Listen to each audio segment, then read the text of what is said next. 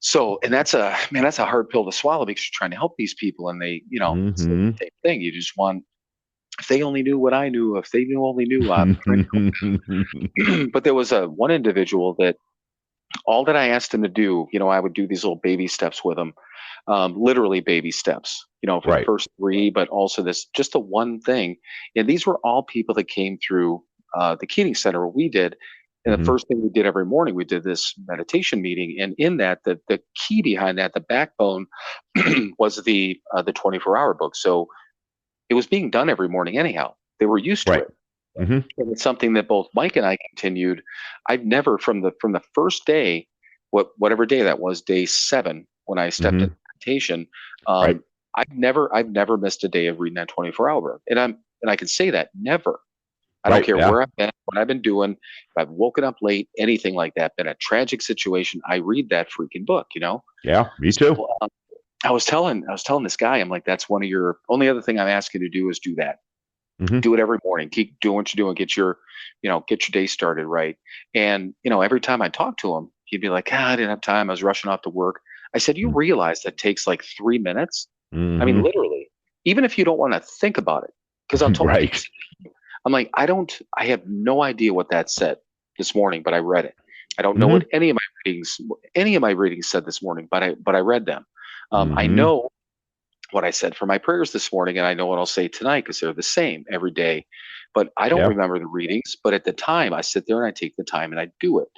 And he just refused. He refused to do Hmm. it. I was getting frustrated. I'm like, fine, don't. But these are those little things that just get these things implanted in your head.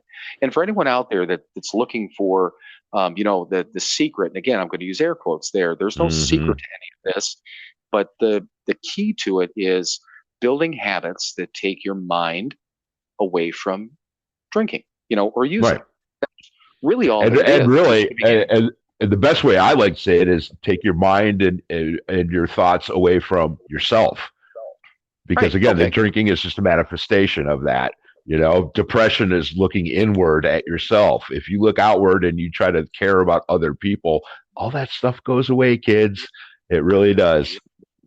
Yeah. Yeah, and it is. It's just changing those habits, and that's a far better way to put it because you're right. I mean, it's not the drinking and the using are but a symptom, right? So it's Hmm. it's getting ourselves out of our own head, Right. and that's one thing too. Like even though things are on my phone, when I get up in the morning, I'll take a peek at my phone right away just to see if anything weird or out of the ordinary came in overnight, which thankfully Hmm. normally it doesn't. Right. If it's might be a text from a family member, I might have to read it.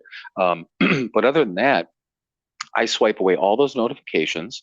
And when I use my phone for the first, whatever it is, 20 minutes or so that I sit down, that it takes me to do that, that's what it is. I do that. I don't look at anything else.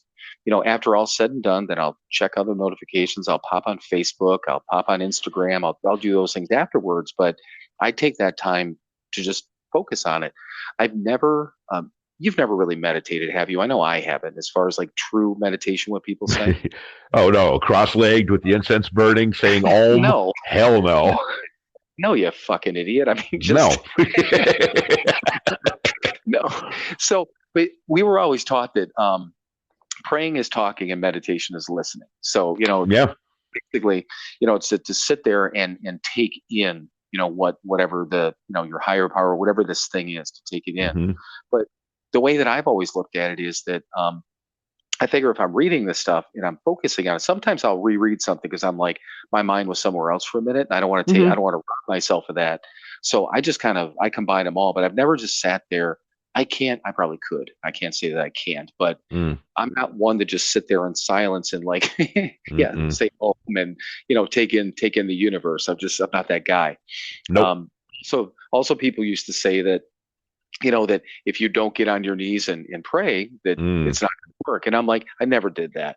And I don't know because of maybe it's because I'm not a religious guy. I'm not a Right. church guy. I know Hmm. people that had no religious background whatsoever and they swear by it. And they're like, you need to get on, and people call them their prayer bones. That's fine. Right. It's not my deal. When Hmm. I do my prayers in the morning, I'm sitting on my couch or a chair, wherever I'm at. Um, Hmm. if I'm off someplace and I'm with somebody, especially like when we're around a bunch of family and things like that, I do my prayers when I'm putting my contacts into the bathroom.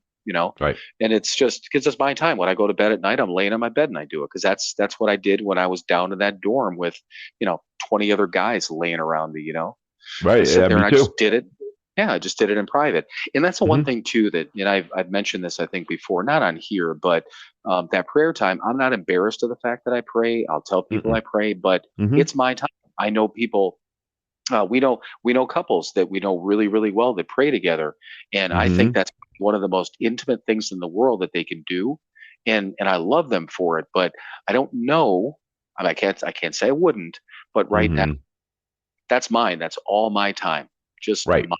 You know, and I think there's certain things that I need. I just need that, and I get up early and I find the time to do that because I think that I need and I want that time for myself.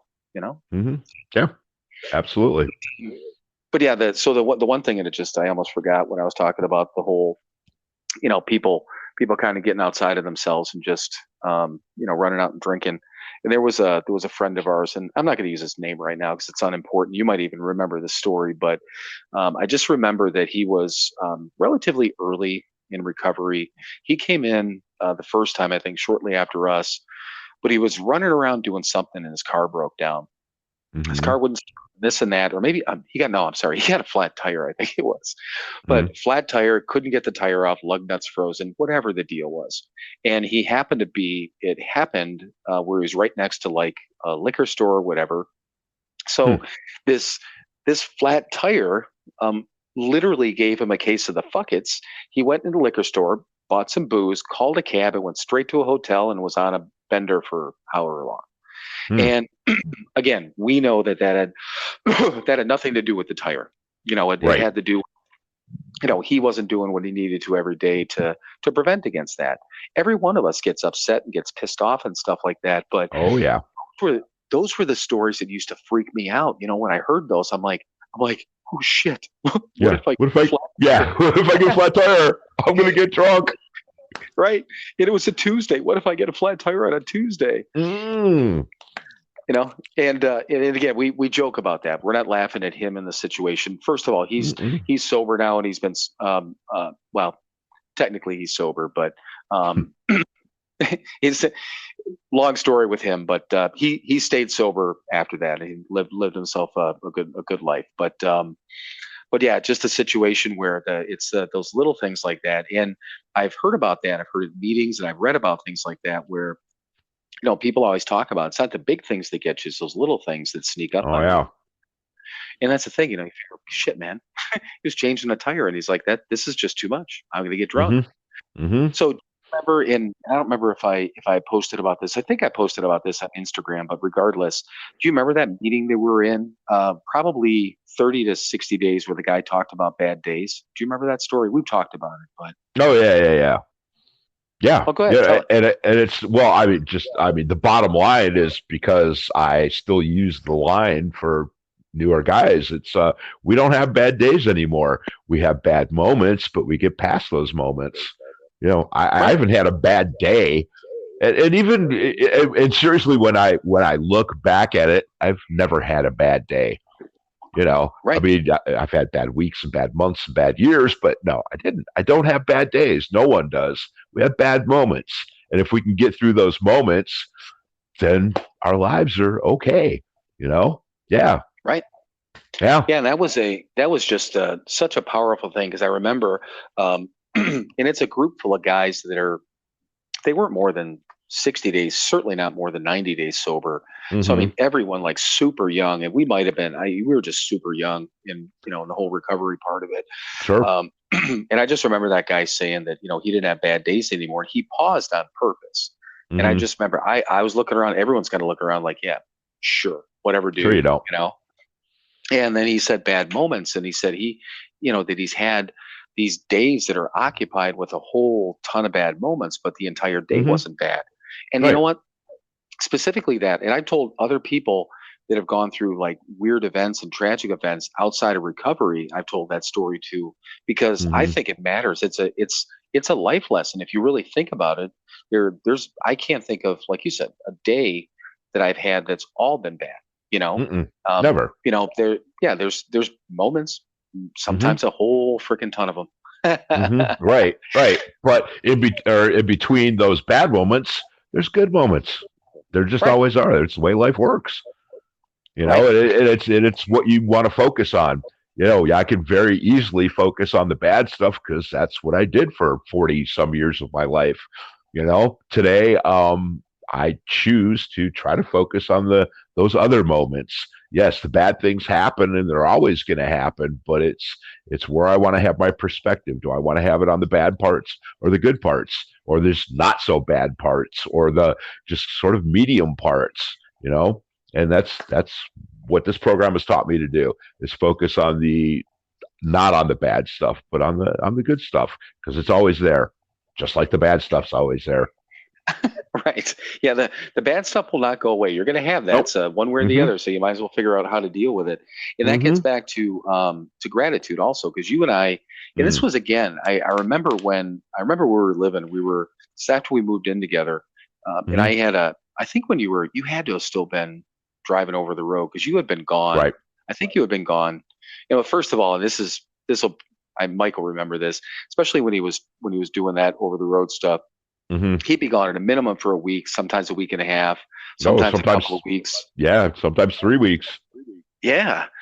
So it's not like I mean, I went to work, so I was around people. I went to meetings, so I was around people. But I mean, Mike and I at that point had such a connection and we talked about so many things that, Mm-hmm. I mean, I truly did. I missed the conversation. So, Yeah. so this dude would walk in the door after being on the road for 3 weeks. And I'm like a little kid, I'm telling him fucking everything. And and this is what he used to do. We'd stand in the kitchen and his bedroom and my bedroom were both off the kitchen in different directions. So Mm-hmm. I'd be talking to him sometimes closer to the living room, and I'd notice that he'd do it slightly, but slightly Uh-huh. start to back up, and then by the end of the conversation, he's like standing in his bedroom, and that was his whole thing about, it just, man, dude, you're talking too much. But the cool part is that he was nice enough where he didn't, Mm. just shut the door in my face. But Yeah. Well, there was one again, there that was one thanks time to AA, man, because a because I know you wanted to. couple years prior to that, that door would have just been slammed. Yeah, no, I Mm-hmm. know, but and Mm-hmm. and I appreciate you for that. And I know you know that. Mm. But there was a one time when you came home and I had just told you, and this was, I mean, I was serious. I'm like, I don't know what the fuck is wrong with me. Mm-hmm. I'm like, I'm not happy at work.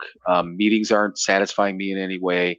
Being Mm-hmm. around, like our mom at that time, anything like that, I couldn't find any joy in anything, and I couldn't figure it out. Mm-hmm. Do you remember what you told me to do? I told you to make a gratitude list. Exactly. So, Mm-hmm. people, if you've never heard that, or if you haven't done that in a while, or if you've never thought of the concept, it's powerful. Because he said, Mm-hmm. yeah, he goes, take a pen out and a pad of paper and Mm-hmm. do a gratitude list. And I said, yeah, I'll hop on my phone and type something up. And he rolled his eyes, Mm. was walking away. I'm like, I'm joking, I'm joking. But Right. but I but I but I did, and what I did was I wrote down, and I did it like a pros and cons list. So, basically a line across the top of the paper, then a line from top to bottom, so two columns, and I Mm-hmm. wrote, good things about being sober and bad things about being sober, you know, Right. and all the things, and I tested myself in this because I'm thinking, so I got some things at that point, right? I had a car, I had a job, Mm-hmm. so I challenged myself to think of and write down everything that basically that was non-material. So Mm-hmm. it's relationships, it's my kids, it's being healthier, and all these different things, that were non-material. And so I did all those things to begin with, and I don't remember how many things I had on the list, but it was a lot. Mm-hmm. So I wrote all Mm-hmm. these things down, and then I got to the right hand column. Again, this was titled like bad things about sobriety or bad things about being sober. And Mm-hmm. I stared at it for a minute, and I couldn't think of anything, which is a good thing. Right. But what I wrote on that was, all these things go away if you're not sober, and I put an arrow to Mm-hmm. the left hand side of the column. Right. And I had a desk at that time. It's Grandma Landela's desk Mm-hmm. it's in your house right now. Yeah. So I had that desk, and I opened the top drawer and I put it in there, because that's where I would sit anytime I was on my computer, anytime I paid bills, and I had like stuff in there. So every time I opened that drawer, it was in there, and for months I left it in there.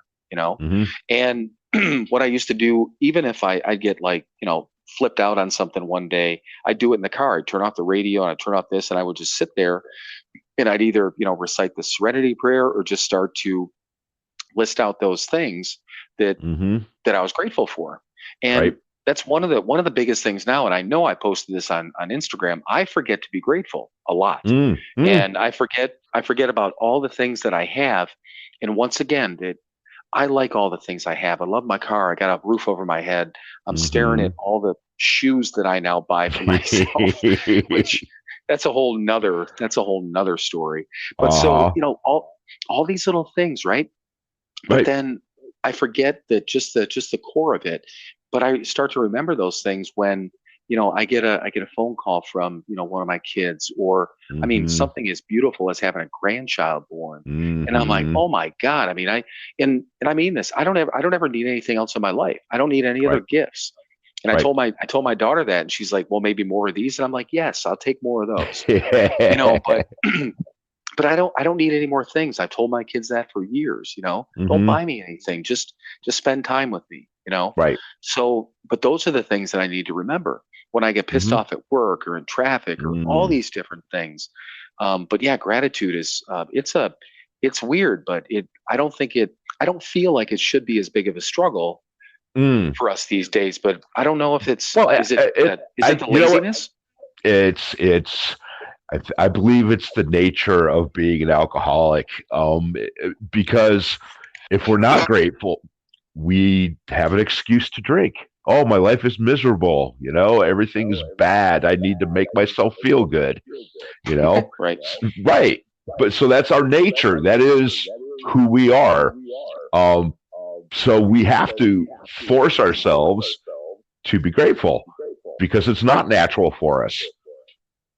But by being unnatural to us, it makes our lives better.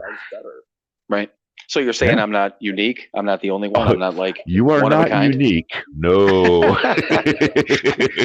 But I'm kind of a big deal sometimes. We were just saying that in the car.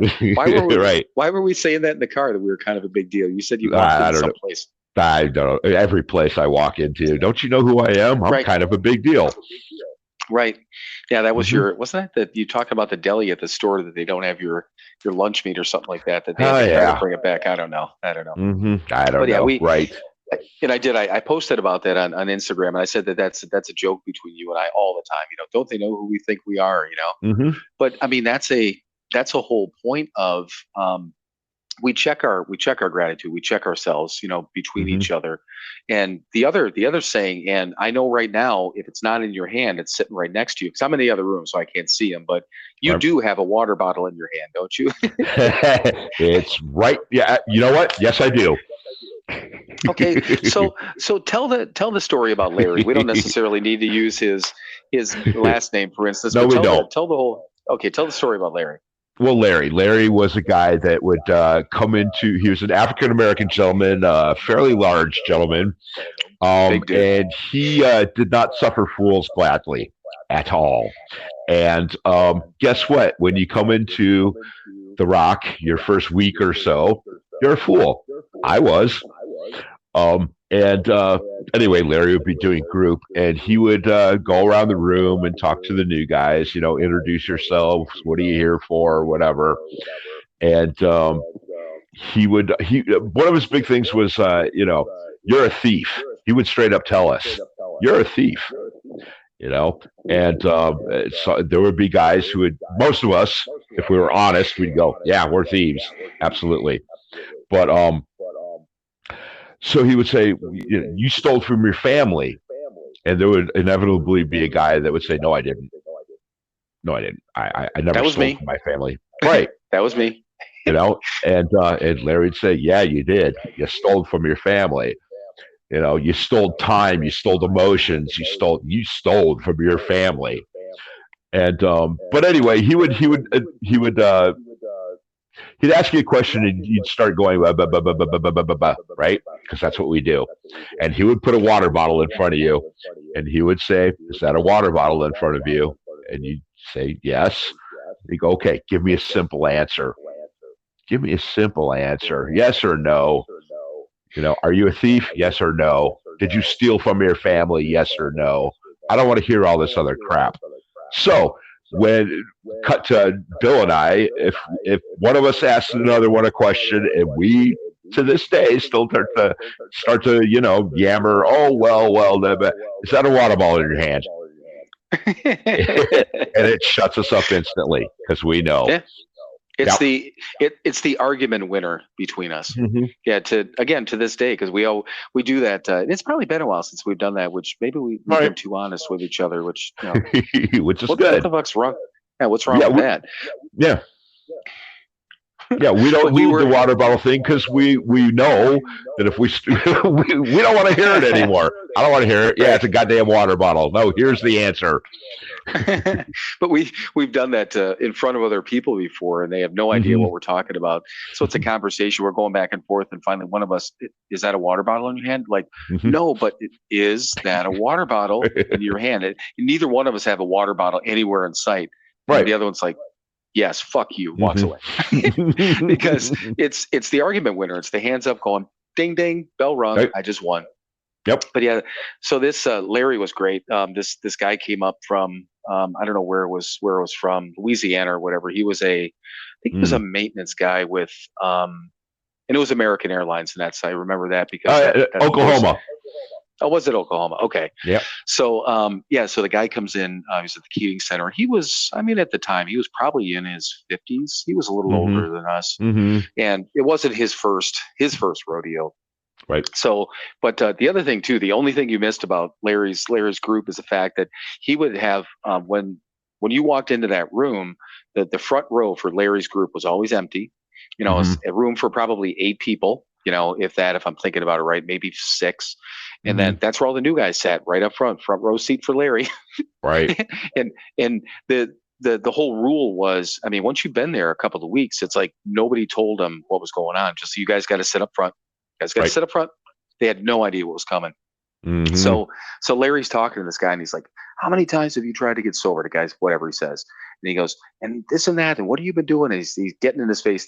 Larry was kind of a scared straight kind of guy, which was very much a big dude too.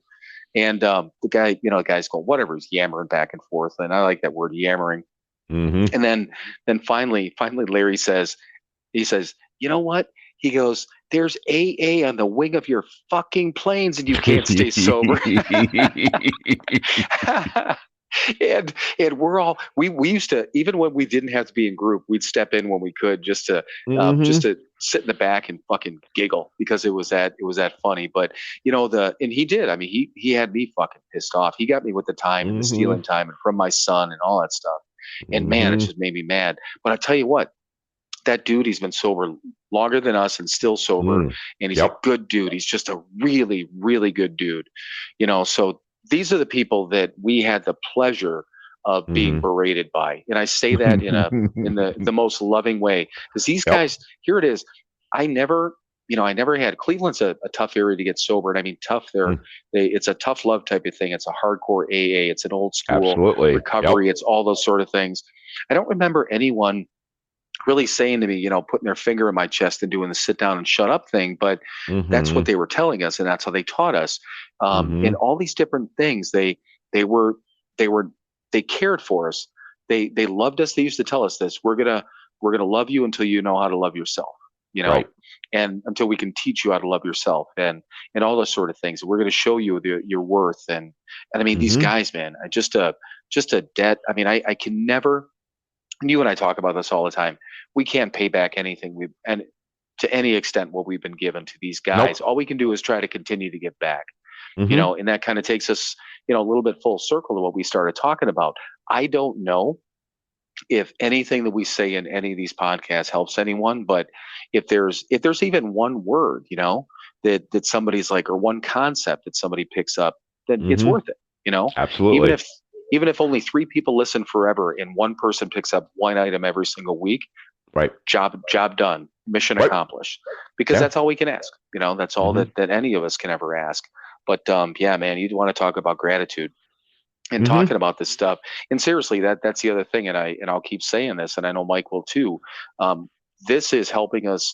Helping us probably more than we can ever explain. Just to do this, Mm-hmm. and the fact that he's here and we're hanging out, I mean, is even more fun. But just Absolutely. being able to do this, and again, this is now a commitment for us. Every single week, Mm-hmm. we're going to do this. Mm-hmm. Come hell or high water, right? It's just Right. like whether we've got, you and I were just talking about this yesterday. Your home group that you go to every single week, Right. you may not necessarily pull something out of the lead, but you're there because your job is to be of service, right? Right. So, Absolutely. and that's the thing. That's what this thing's all about. One of the things I learned very early on was, and I still use it. I want the hand of AA to be there, and for that, I am responsible. Right. Yep. Yeah. Yeah.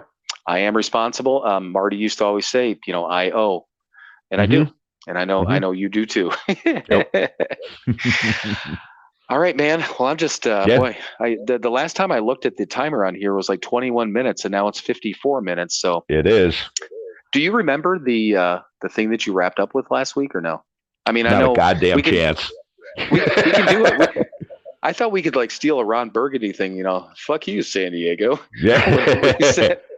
Stay classy, a bunch of fucking drunks. Yeah, exactly.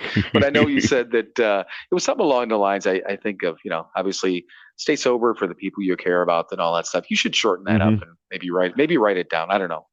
Yeah, you know what? I should. Oh, great. More homework. I will go back and I will listen to the end of last week's episode and I will figure out, and I'll get a little something. But the basic thing is stay sober. Yeah, for yourself, your life will get better, but stay sober for those people that you say you care about, because that's who I'm doing it for. I just don't hurt anybody anymore. Now everybody go fuck off and live your life. What he said. All right, man. Talk to you later. Have a good one, people. We'll see you next week. All righty. Bye. Bye.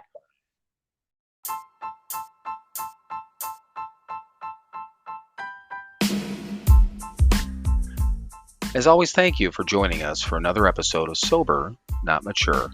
Make sure to visit us on Instagram and Facebook, and also visit our website, which is SoberNotMature.com. Leave us a message for any upcoming episodes or ask us any questions or concerns that you may have. Thank you again for listening.